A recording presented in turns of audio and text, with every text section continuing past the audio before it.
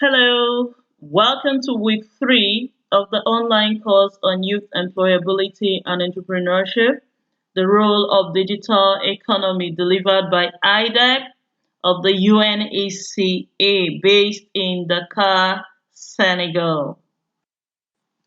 Congratulations for completing Module 2 and welcome on board. This week we will be focusing on youth employment and entrepreneurship. If you have any question, feel free to contact me via the email provided on the screen. Yes, for this week, we will be looking at youth employment and entrepreneurship. By way of overview, we know that approaches to youth entrepreneurship promotion and support vary widely around the world and, of course, around Africa. So, this session aims at highlighting youth employment and entrepreneurship training programs that are existing across Africa, learning the lessons from them in terms of the strengths, the weaknesses, and then also at the end of this session, we would expect that learners have an understanding on strategies for promoting result-driven multi-stakeholder collaboration and impactful actions on youth employment and entrepreneurship.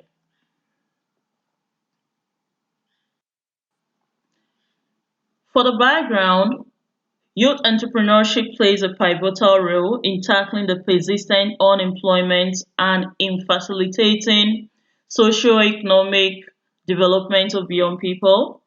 We've seen that across Africa, there are many opportunities that exist for youth employability and entrepreneurship, especially within the informal sector, where we often see poor job security, low wages, and limited chances for on the job learning, which in turn restricts the ability of these young people to leverage such informal jobs to secure better and more formal work.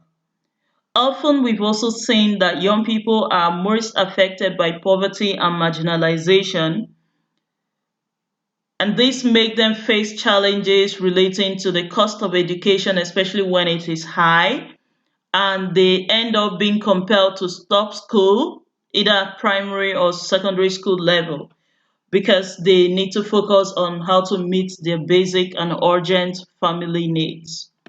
And this is really not a very good way for a young person to develop. Every young person should have access to education. And this is one of the things that we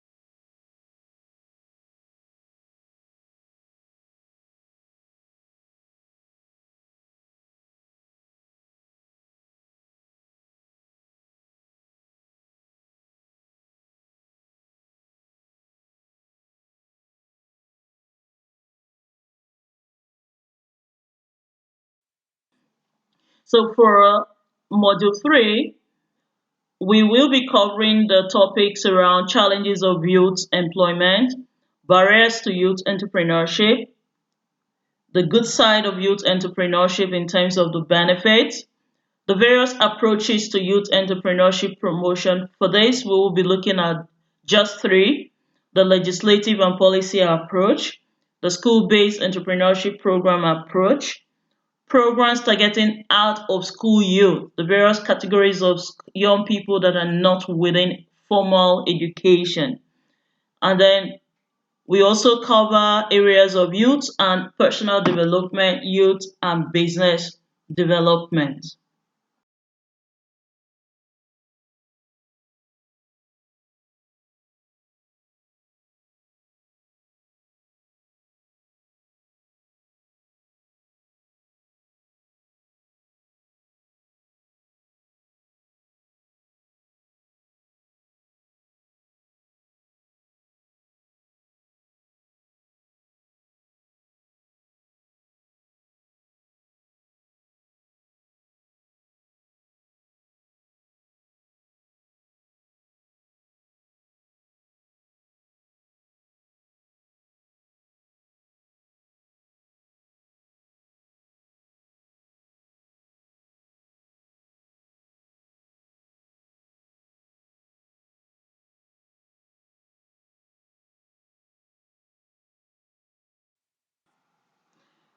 Across Africa, employment is seen as a primary source of income for many individuals and households.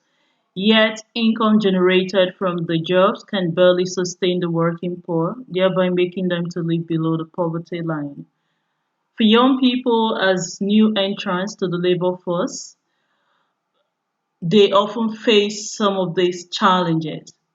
So provisions for decent work in the 2030 agenda imply that all workers, including young first-time entrants, should have access to productive employment that offers mobility, equality, and dignity in the workplace, as well as with fair wages and job security.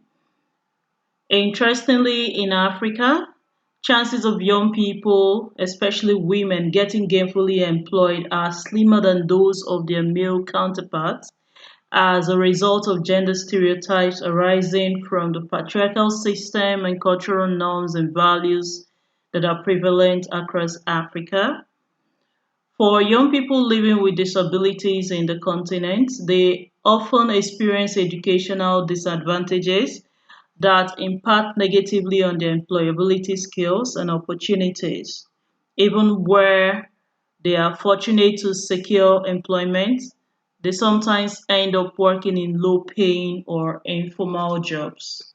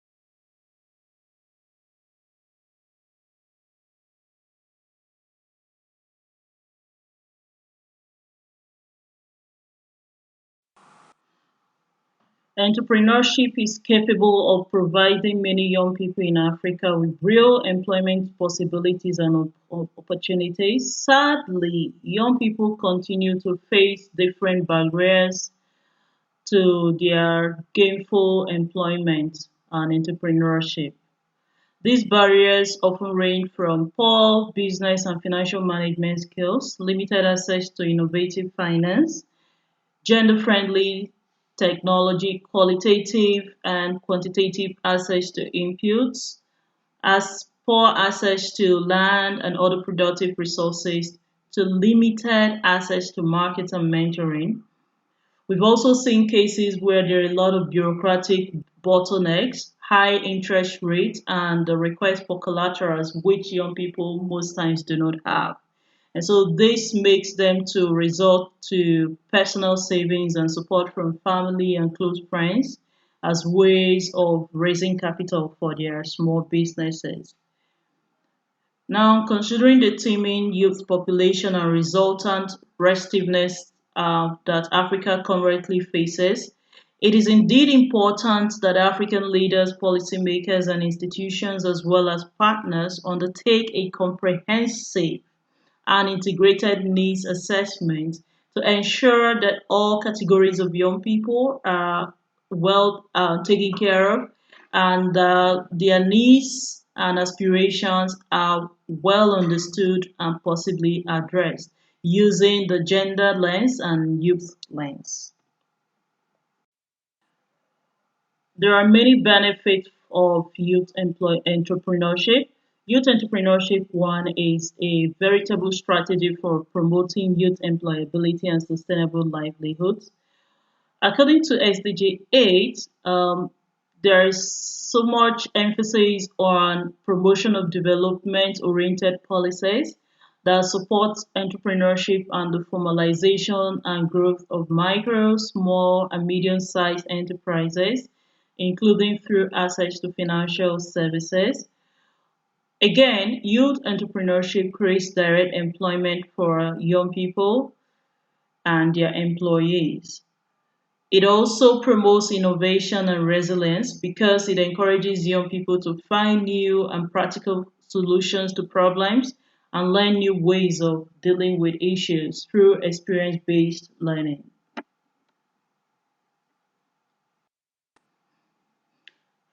There are different approaches to youth entrepreneurship promotion. For this course, we are looking at three. One being legislative and policy approach. The second one is school-based entrepreneurship program approach. And the third one targets young people that are out of school. Personal development is key when we are looking at youth employment and entrepreneurship. So, relying on the concept of inclusive and qualitative education as espoused by SDG 4, educational curricula for all categories of education should integrate character education, empathy leadership, basic skills, business skills, inclusive volunteerism and community service, among others, that can act as a big strategy for school to work transition in learning from the UNECA Youth Toolbox.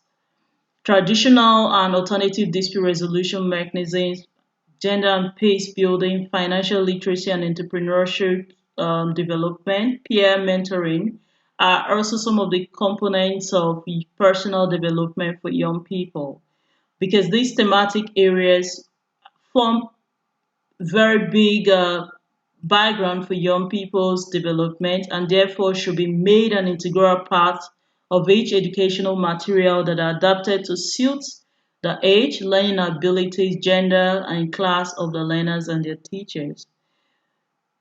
At the moment, Africa seems to be paying a lot of attention to paper qualifications. So this course also encourages that both character development and paper qualifications should form the basis for graduation and eventual employment of young people. It also recommends that incentives such as awards, grants, profiling, ambassadorial opportunities, and other incentives are given to outstanding young people to make them role models for other youth and also as a motivating factor for them to do more.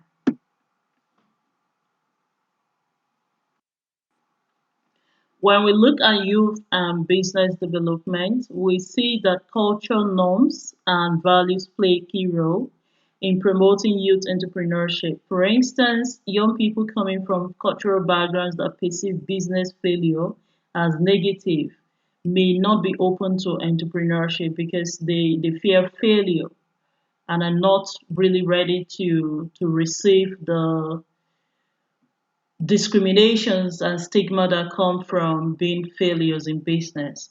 Also, we've seen cases where gender perceptions have big impact on youth entrepreneurship. For instance, young people, especially young women coming from such gender insensitive backgrounds, face gender stereotypes within the business or workplaces. In such cases, you find it hard to see women at the helms of affairs of these organizations. The success of a business is often determined by prior experience, knowledge, and managerial skills, which we've seen that most young people don't have, especially for the fresh graduates and out of school youth. Young entrepreneurs also have limited access to the networks and social capital that are needed to run an effective business. Aside this, they also face some internal battles, low self-confidence, fear of failure or stigma arising from a perceived business failure, as I earlier mentioned. There's also the case of access to finance, and we believe that if there is an increased access to financial resources, this will in turn help to build and sustain youth enterprises across the region.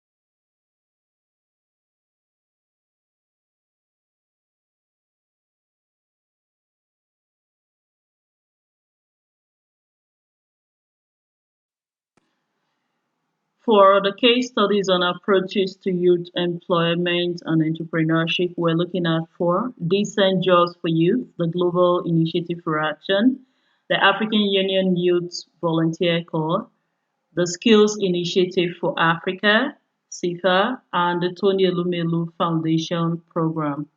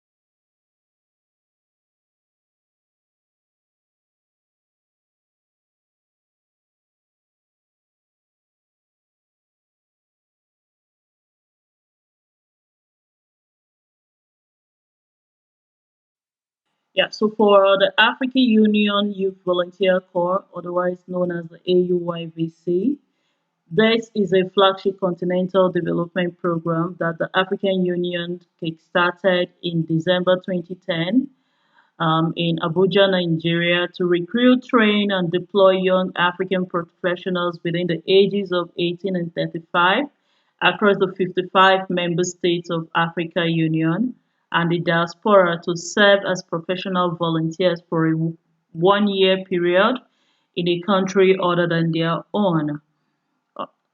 AUIVC is a platform that promotes inclusive volunteerism as a strategy to deepen the status of young people in Africa as key participants in the delivery of Africa's human development targets and goals. AUIVC brings people together to share skills, knowledge, creativity, and learning to build a more integrated continent and strengthen Africa's relevance in a globalized world. I was on the maiden resource team for the AUYVC program, and I saw a lot of potentials in terms of school to work transitioning using volunteerism as a strategy. And so I believe that this AUYVC framework can be adopted by various regions in Africa and member states of Africa to ensure that we use volunteerism, especially inclusive volunteerism, as a way of building skills of young people and sharpening their entrepreneurial and employability skills. Yeah, we look at SAFA. SAFA is the Skills Initiative for Africa, an initiative of the African Union Commission and the African Union Development Agency, formerly the NEPAD, being supported by German government and the European Union. SAFA at the moment has 8 pilot countries: Cameroon, Ethiopia, Ghana, Kenya, Nigeria, Togo, South Africa, and Tunisia. It promotes the occupational prospects of young Africans through the support of innovative skills development programs and close cooperation with the private sector as an integral key stakeholder in the creation of jobs. Now, considering the teeming population of young people in Africa and knowing fully well that Africa has 55 member states, it is very imperative that, yes, this is starting in 8 countries. It will be good for this CIFA program to be taken across Africa, targeting all categories of young people so that youth employability and entrepreneurship will be further promoted.